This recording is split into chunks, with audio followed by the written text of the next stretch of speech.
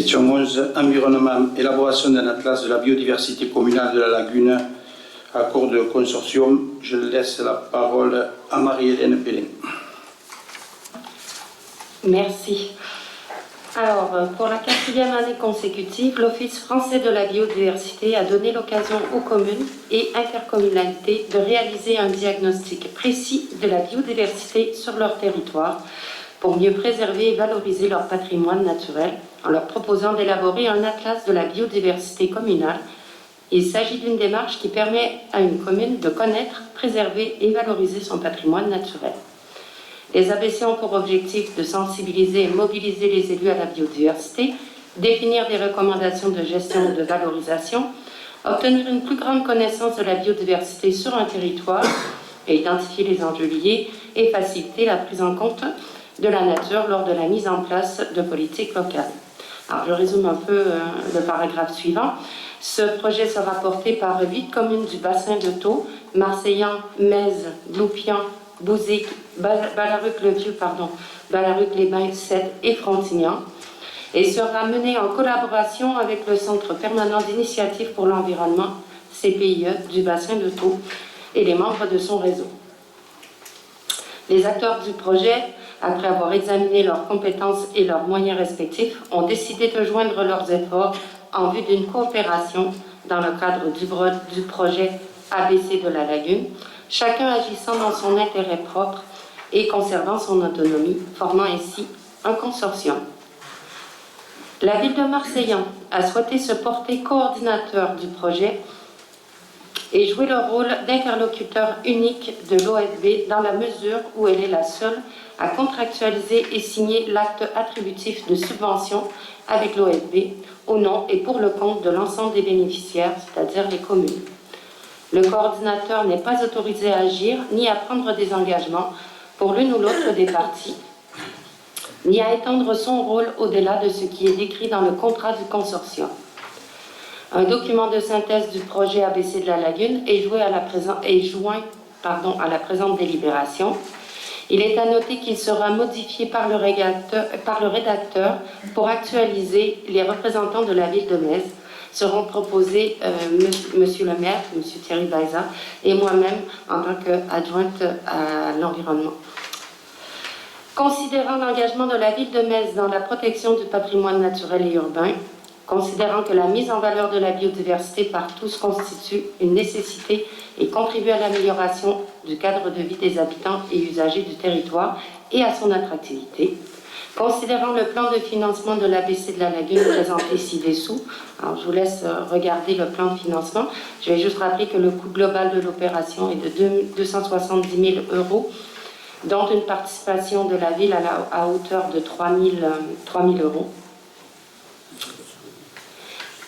Il est proposé au conseil municipal d'approuver le projet d'élaboration d'un atlas de la biodiversité communale de la Lagune, d'autoriser le maire à signer l'accord de consortium si annexé et tous les documents nécessaires à l'exécution de la présente délibération, de dire que les crédits afférents sont et seront prévus au budget municipal.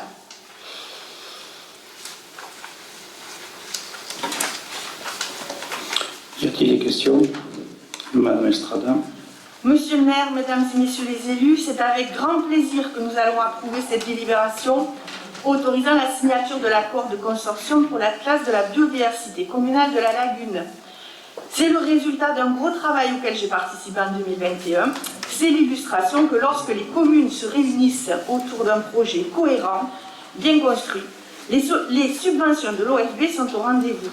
Cet ABC est une véritable opportunité pour Metz et les Mézois, pour mieux connaître les richesses de notre flore et de notre faune, pour créer du lien social, développer l'éducation populaire et la sensibilisation du grand public ou des scolaires à la protection du vivant. J'attire juste votre attention sur un oubli ou une erreur. Si vous vous reportez à l'article 2 de l'accord du consortium traitant de la gouvernance du projet dans son point 3 sur les représentants des parties, mon nom figure dans le tableau en page 6. Je vous invite à faire la modification qui s'impose. Ne vous inquiétez pas, Madame Estrada, c'était prévu. Hein. Par contre, ce qui est dommage, c'est vrai que moi, ce qui me gêne un peu dans ce vote, c'est que vous avez engagé la ville, je crois que vous l'avez engagé même avant même que la ville vous ait donné l'autorisation, mais bon, ça c'est un autre problème. Hein. Ce qui est quand même dommage, c'est que quand même la ville de Metz avait un super projet qui s'appelait Béabato, hein, sur lequel on faisait pas mal de choses avec les écoles notamment. Et finalement, on va dire, c'est nous qui avions mis en place ce projet qui, au fil des temps, il a été abandonné et qui finalement, maintenant, on s'est obligé d'adhérer à la projet créé par la ville de Marcillac. Je trouve ça quand même regrettable. Voilà.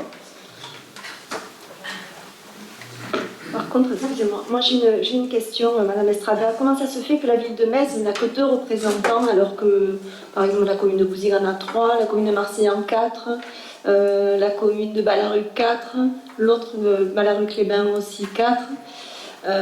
Comment ça se fait que la commune de Metz a seulement 2 représentants? Est-ce que vous aviez l'intention d'y aller seul avec Monsieur Fricot? Certainement. Ben, je trouve que c'est un peu dommage pour la 3e ville de l'agglo.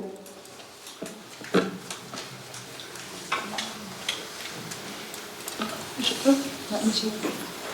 Oui, moi je voulais intervenir parce que, étant élu minoritaire fut un temps, nous n'avions pas eu ni vent ni accès à ce projet. Voilà, donc moi je trouve que vous parlez bien souvent de partager les choses, de tout faire en concertation. Par contre, je m'aperçois que rien n'a été fait jusqu'à présent et que vous nous avez caché bien des choses. Tout ça sans doute pour vous mettre en avant, Madame Kaluba, ce soir, mais je le trouve très regrettable que vous n'étiez pas mis en avant pour qu'on soit au courant.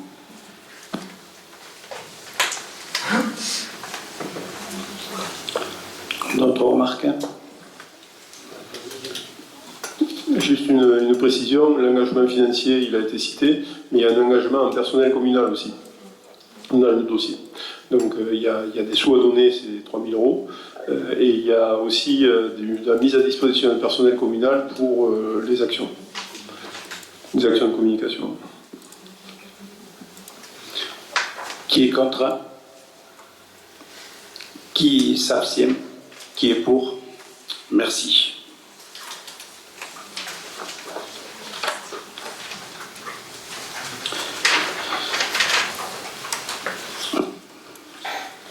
Question 12 environnement. Convention d'application 2021-2022 du contrat de gestion intégrée et de transition écologique du territoire de taux 2020-2025, autorisation de signature.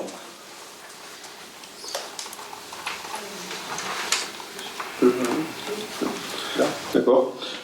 Donc le contrat de gestion intégrée, c'est une procédure assez ancienne qui rejoint toutes les collectivités et tous les maîtres d'ouvrage autour du bassin de Thau et qui a pour objet de permettre des interventions publiques avec des taux de subvention valorisés par rapport au fait qu'ils sont dans le contrat de gestion intégrée. À titre d'exemple, c'est l'agence de l'eau qui est le plus gros financeur de ce contrat. L'agence de l'eau a des règlements où on dit pour refaire des réseaux ou faire des bassins de rétention, la subvention c'est 30% au niveau national. Parce qu'on est dans le contrat de gestion intégrée sur le bassin de Thau, ces subventions vont être valorisées à 40-50%. Et les règlements du Conseil général de l'Hérault et de la région Occitanie ont aussi la possibilité de déroger à leur taux normal de subventionnement par projet pour venir abonder quand on est dans le contrat de gestion intégrée du territoire. Je dis ça parce que c'est une énorme machine où peu de gens suivent. Les montants, vous avez vu les montants finaux, hein, il y a le tableau final au niveau des montants, c'est vertigineux. On dépasse les 200 millions d'euros largement, ou plus près de 300 je crois. Donc l'adhésion à ce contrat est quasi obligatoire puisqu'il ne fait que nous apporter des taux de subventionnement plus importants. La seule chose qu'on peut dire, c'est qu'il va falloir s'en servir un petit peu mieux que ce qu'on a fait jusqu'à présent, puisque jusqu'à présent, vous avez la liste des projets finançables, vous avez les communes. Sur Metz, on n'a que du réseau d'eau et réseau d'assainissement, qui sont donc gérés par l'agglo, hein. C'est cette agglomération qui monte les dossiers, et on n'a aucun dossier proprement méso dans ce contrat de gestion intégré concernant le budget municipal de la ville. Donc on espère que ça va pouvoir changer, et on va travailler pour que ça change à l'avenir. Voilà. En gros, je ne vous détaille pas vous avez eu la délibération avec le contrat, etc. Donc l'objet, c'est d'autoriser le maire à signer ce contrat et à valider la totalité des actions qui sont dedans. Y a-t-il des questions? On va passer au vote. Qui est contre? Qui s'abstient? Qui est pour? Merci.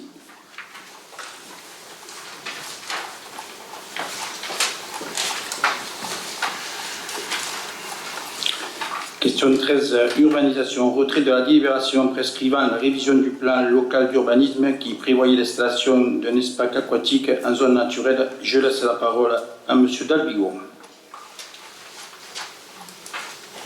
Merci. Donc, on va essayer de simplifier la situation actuelle en termes d'urbanisme.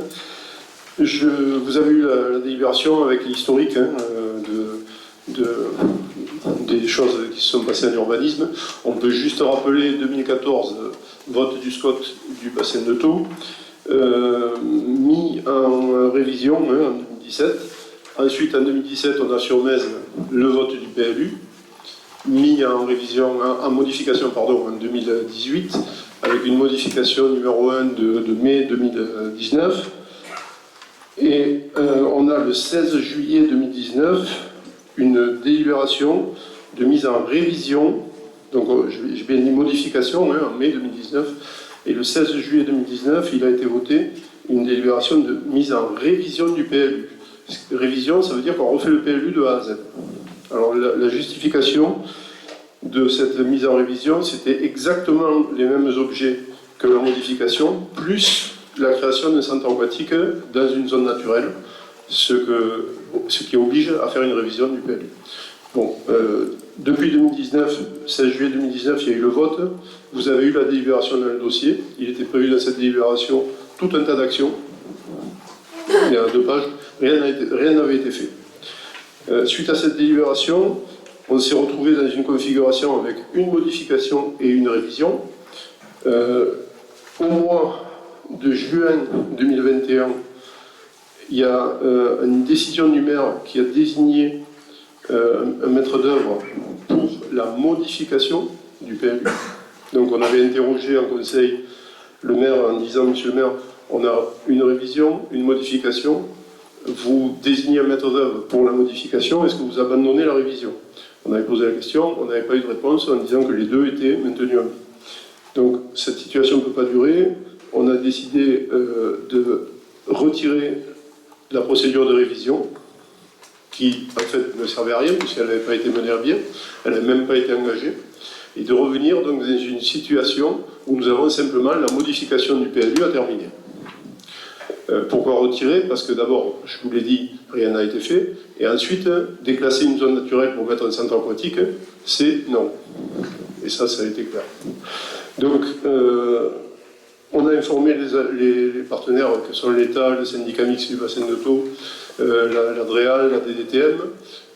On doit les rencontrer dans la semaine prochaine, parce que sur la situation urbanisme à Metz, on va être sous un régime de modification à terminer. Donc il faut vite terminer cette modification, que la situation soit claire. Et on va engager une refonte complète du PLU de la ville. Donc autant le dire aujourd'hui, ce n'est pas l'objet de la délibération. L'objet de la délibération d'aujourd'hui, c'est retirer la révision pour que les choses soient claires. Mais on informe qu'on va engager une révision totale du PLU de la ville. Donc ça prendra la forme dans quelques mois d'une délibération proposant une révision du PLU une fois que nous aurons vu les partenaires, donc syndicat mixte du bassin de Thau, qui détient le pouvoir sur le SCOT. Le SCOT actuel est en révision. Donc la ville de Metz, le conseil en tout cas, n'a pas donné d'avis officiel dans la procédure actuelle de révision du SCOT. Le maire, lui, a vu le chargé des missions, mais en conseil, on n'a jamais eu d'informations.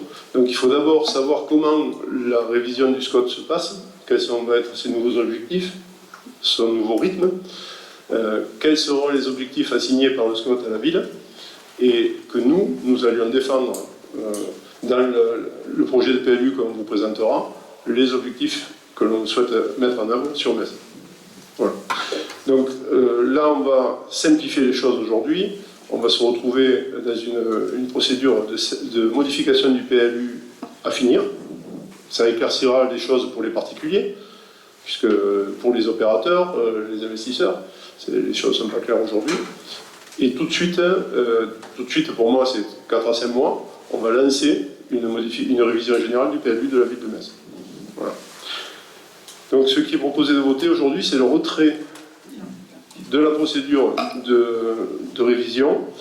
Alors on appelle ça un retrait plutôt qu'une annulation, parce qu'une annulation c'est un terme juridique après un jugement. Le retrait va être communiqué à tous les partenaires qui avaient été saisis par la délibération précédente. Ils sont déjà informés. Ça ne posera pas de souci, puisque de toute façon, il n'y a aucun acte qui avait été engagé au titre de cette révision du PLU. Voilà. Des questions? Monsieur Bocas. Non, je m'excuse, ce n'est pas une question. C'est juste pour dire que c'est un bon début, qu'on attend la suite, justement, du contenu de cette modification. Et j'espère que ça ira dans le sens de tout ce que vous avez déclaré dans votre campagne, quoi. Notamment la préservation de la plaine du Sesquier, une bétonisation un peu plus réfléchie, parce que je dis bétonisation, mais une urbanisation un peu plus réfléchie. On ne peut pas bloquer une urbanisation, mais on peut quand même faire attention à ne pas faire n'importe quoi, et à garder une certaine trame et une certaine, au final, une certaine image de la ville, quoi. Voilà.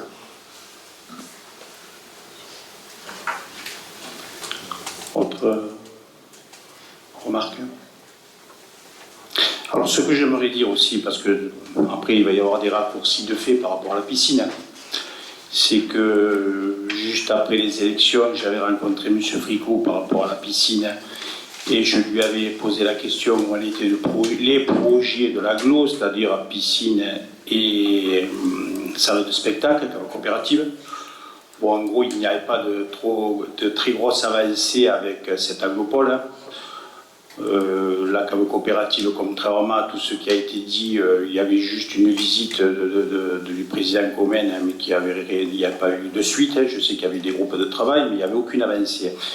Tant qu'à la piscine, ça avait ensuite changé, elle devait se déplacer du côté des terrains de M. Barbera, mais pas plus. Donc, j'ai rencontré le président François Comène justement pour parler avec lui des futurs projets sur Metz. Alors ce que je peux vous dire, c'est que la piscine, elle n'est pas du tout dans les cartons. Et sachez que la piscine, on a voté 4 millions d'euros l'année dernière pour celle de Gijan. Il va être revoté 5 millions d'euros cette année pour la finir, puisque le coût initial est de 9 millions d'euros, si ce n'est pas plus.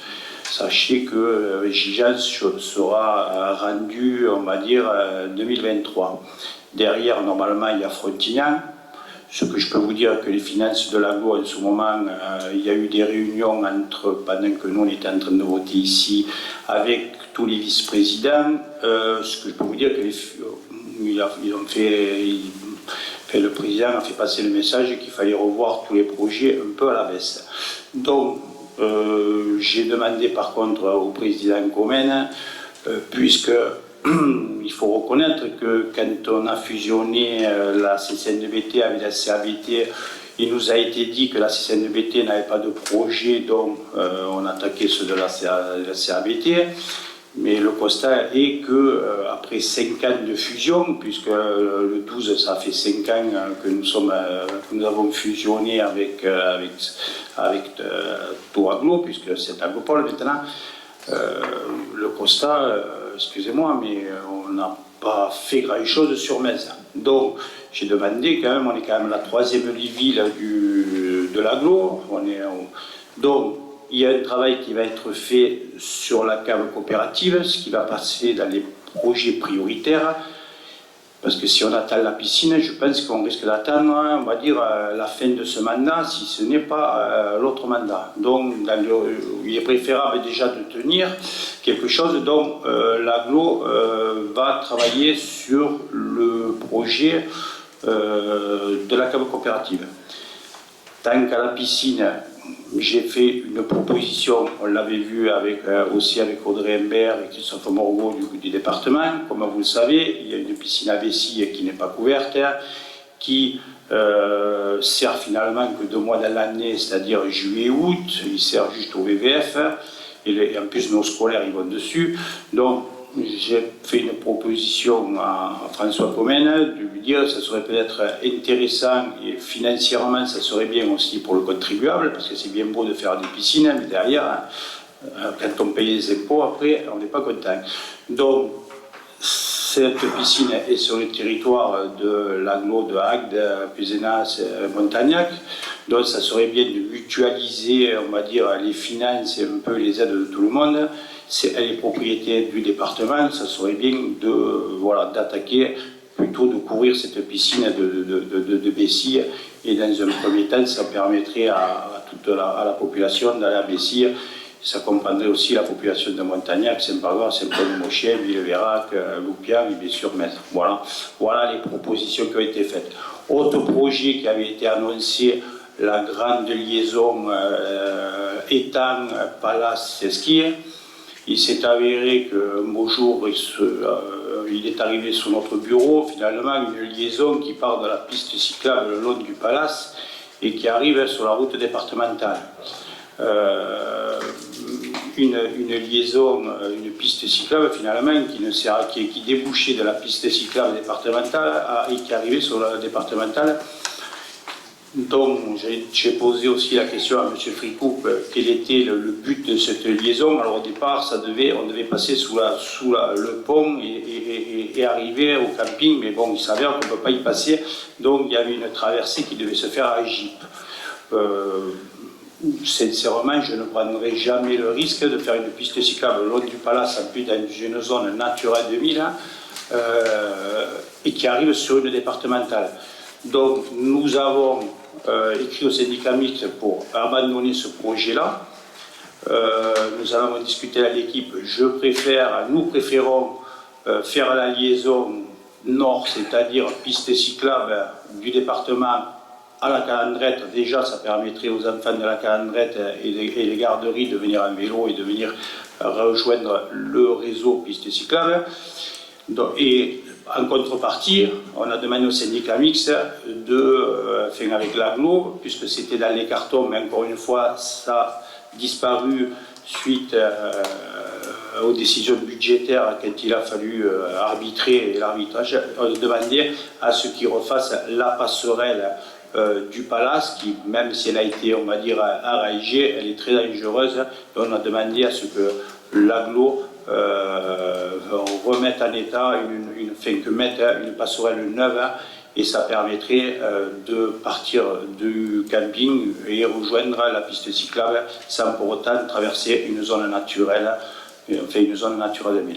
Voilà ce que je pouvais vous dire sur les piscines et sur les projets qui sont sur l'agglo.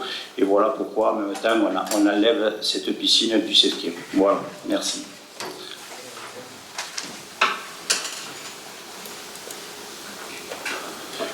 On va passer au vote. Qui est contre? Qui s'abstient? 3 du pouvoir.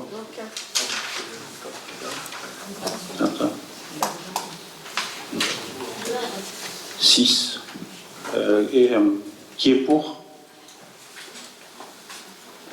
Merci.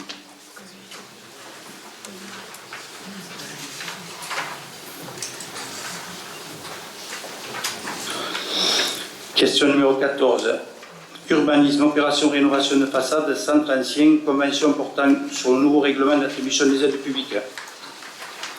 Je laisse la parole à Jean-Christophe Davigo. Oui, donc ces opérations ont un succès qui ne se dément pas, c'est intéressant.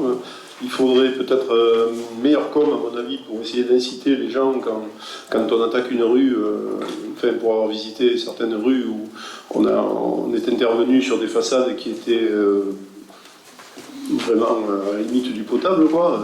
Et à côté, on a subventionné des propriétaires volontaires, et à côté, on a des façades complètement décrépies. Donc, il faudrait essayer de trouver un moyen, on va essayer de discuter avec l'agglo, de trouver un moyen incitatif où, quand dans une rue on intervient, ben, on sollicite les propriétaires qui n'ont pas tous ni envie ni les moyens, hein, mais au moins faire une information importante pour que ça soit cohérent quand on intervient dans ces opérations. Donc là, l'objet de la délibération, c'est de poursuivre ces opérations et surtout de modifier quelque peu le règlement. Vous avez eu dans la délibération le projet, ce qui a été ajouté, ce qui a été enlevé. Donc ce qu'on ajoute, c'est les travaux ne devront pas être commencés avant la date de notification du courrier, informant de l'attribution de la subvention. Les travaux doivent être totalement réalisés dans un délai de 12 mois à compter de la notification d'attribution, sauf dérogation sollicitée par le bénéficiaire pour situation exceptionnelle, via la crise sanitaire, les événements climatiques imprévisibles, etc. etc. Les travaux, autre ajout donc, les travaux doivent faire l'objet d'une demande d'autorisation d'urbanisme. On a préféré que ce soit clair. Ce qui est supprimé, dans les jours qui suivent la fiche de conseil et recommandations, est transmise aux propriétaires qui doivent les faire remplir par là où les entreprises. La fiche de conseil et recommandations est annexée à la demande d'autorisation d'urbanisme. En fait, c'était jamais fait, donc on va le supprimer. Et ce qui est supprimé aussi, c'est Monsieur le maire de Metz ou son représentant agissant en vertu de la délibération du conseil municipal en date du 27 mars 2019, puisque là on change dans le règlement. Voilà, donc le nouveau règlement est conforme à l'ancien à ces modifications près. Donc on vous demande de valider la nouvelle convention et d'autoriser le maire à signer tout acte découlant de la présente délibération. Quand on votera le budget, bien sûr, on remettra la même somme qui était l'an passé prévue pour ces opérations. Y a-t-il des questions? Alors on passe au vote. Qui est contre? Qui s'abstient? Qui est pour? Merci. Alors nous arrivons aux questions diverses. Alors la première, c'est la question diverse sur les ressources humaines, protection sociale complémentaire. Et je vais laisser la parole à M. Séraphin Parra. La question qui est posée à notre Assemblée concerne effectivement un décret de 2007 qui demande aux collectivités territoriales de participer au financement de la protection en matière de prévoyance. Donc ce texte a été modifié et le dernier texte qui est actuellement en vigueur est un décret de novembre 2011 donc du 8 novembre 2011 qui définit les règles de participation des collectivités territoriales au financement de la protection sociale complémentaire de leurs agents. Alors avant de parler de ce texte, je voudrais dire que la collectivité, la commune de Metz, a choisi de participer financièrement à la protection sociale complémentaire via un contrat collectif qui a été proposé par le centre de gestion 34, que le montant de la participation mensuelle actuelle s'élève à 8 € par agent, et la ville de Metz ne participe pas à ce jour à la protection sociale complémentaire santé. Pour être tout à fait complet, ce ne sont pas tous les agents de la collectivité qui bénéficient de cette prestation, mais actuellement, à titre d'information, on a 176 agents au titre de la mairie, et 176 au titre de la mairie et 76 au titre du CCAS, EHPAD et SSIAD. Donc ce qui représente un peu plus de la moitié des agents. Donc ce qui va nous impacter, donc le nouveau texte impose une participation obligatoire des collectivités territoriales et donc à partir du 1er janvier 2025 pour la partie prévoyance et à partir du 1er janvier 2026 pour la partie complémentaire santé.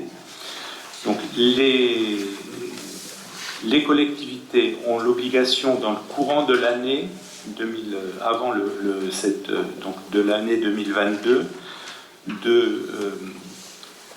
de débattre à la fois des modalités de mise en place de cette prestation, du montant de la prestation, l'État fixe à 20% d'un montant qui sera fixé par décret, qui n'est pas encore connu à ce jour, pour la complémentaire santé, 50% pour la complémentaire prévoyance, là encore d'un montant qui n'est pas fixé. Pour être, à titre encore d'information, l'État, puisque ça concerne l'ensemble des fonctions publiques, l'État, depuis le 1er janvier 2022, accorde 15 € par agent fonctionnaire de la fonction publique d'État à la complémentaire santé. Donc cette participation, effectivement, constitue pour le fonctionnaire un élément supplémentaire, mais elle impactera nécessairement le budget de la commune. Voilà. Cette question a été exposée en comité technique hier, le 19, à l'ensemble des organisations syndicales, et il a été convenu avec eux de travailler sur l'année 2022 pour préparer à la fois et soumettre également donc à la décision du conseil municipal les modalités et les montants qui seront déterminés et la mise en œuvre. La mise en œuvre, elle est obligatoire effectivement au 1er janvier 2025 et 2026, mais rien ne nous empêche de la mettre en œuvre de manière progressive d'ici cette période. Et à partir du 1er janvier 2023, dans la mesure où le contrat que nous avons actuellement, le contrat de groupe, termine le 31 décembre 2022. Voilà. Alors vous avez le texte les textes qui vous ont été mis.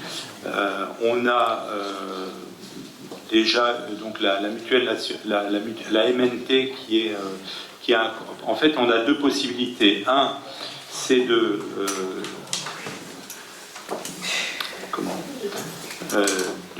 d'accorder l'aide aux agents dans le cas qui sont adhérents d'une mutuelle labellisée, soit on prend au niveau de la ville un contrat de groupe, et là, l'ensemble des agences qui pourront bénéficier de cette prestation devront participer à devront être adhérés à cette mutuelle.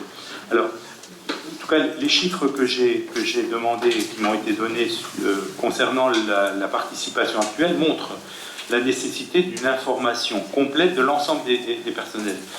Il apparaît clairement que sur les 400, un peu plus de 400 fonctionnaires ou agents appartenant à la collectivité, beaucoup ne connaissent pas les possibilités de cette prestation. Voilà.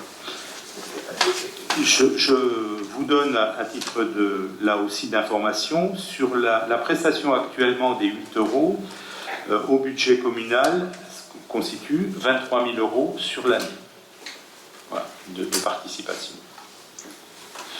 Je pense que maintenant on peut ouvrir le débat s'il y a des questions.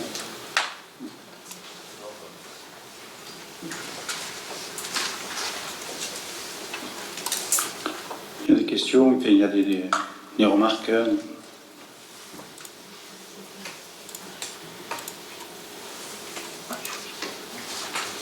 Non, mais le débat est clos.